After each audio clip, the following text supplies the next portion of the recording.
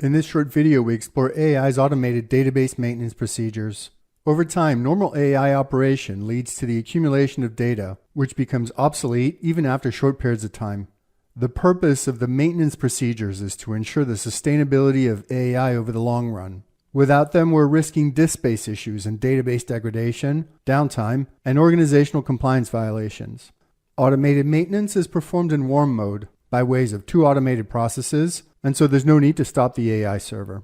Maintenance deletes outdated data from the database, but also old logs. We look at each AAI data item affected by these procedures. We'll show how to configure maintenance in the config tool. These procedures have a log called maintenance.log. We'll point out its location and how to maintain it. Note that maintenance procedures will be enabled by default at installation, with set values to be adjusted based on environment, data volumes, and requirements. If you perform an upgrade, they're disabled and you have to re-enable them. We use the Maintenance tab in the Config tool to enable the feature. We restart the AAI server and maintenance is automated. We have two processes supporting maintenance. The loader is a user-configured process that executes once a day. Its role is to flag outdated DB records for deletion based on purge settings that we set in the form, that is, the time of execution of the loader. The second process is the worker. This is a low-impact, low-priority perpetual process that works through the flagged records and removes them. These two processes do not impact AAI performance, nor do they interfere in any way with normal operation. Maintenance purges the following records when they're deemed obsolete. These records are removed in this order of priority. The worker processes the job runs first. They're the job execution records in the scheduler and imported into AAI. We use the appropriate field to set the retention periods.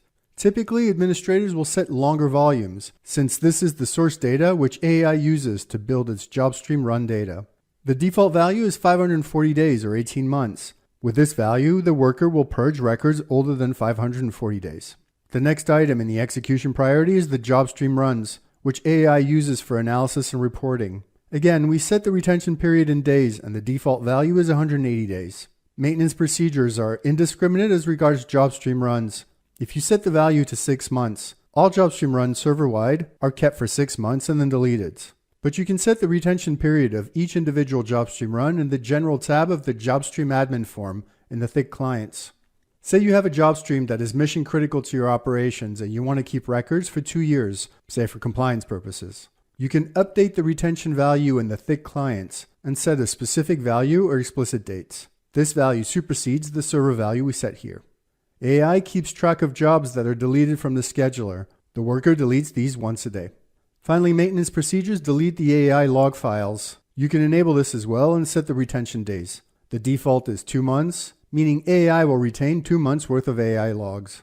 This includes the maintenance log. Maintenance procedures have a dedicated log, which tracks all actions performed by the worker. It's found in the JBoss standalone log directory under the install file system.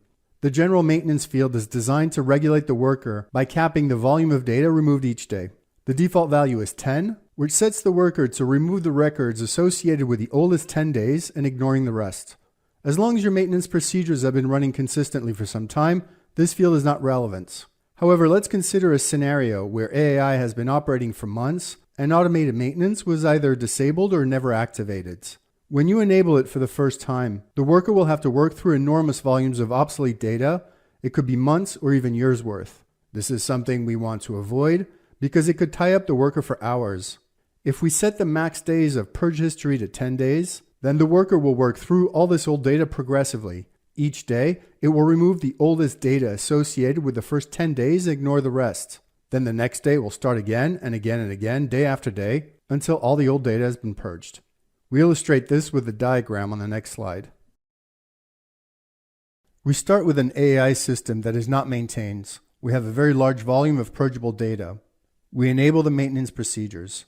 Without the daily cap, the loader would flag the entire set, and the worker would start purging, say, 100 days worth of data. This could take hours, which is something we want to avoid. So we set a cap of 10 days. On day 1, the worker will purge all records associated with the 10 oldest days and ignore the rest. On the second day, the next 10 days. On the third day, again, the next 10 days, and on until all the old data is gone. On the last day, there's only 7 days worth of obsolete data. The worker purges this and the system is finally optimal.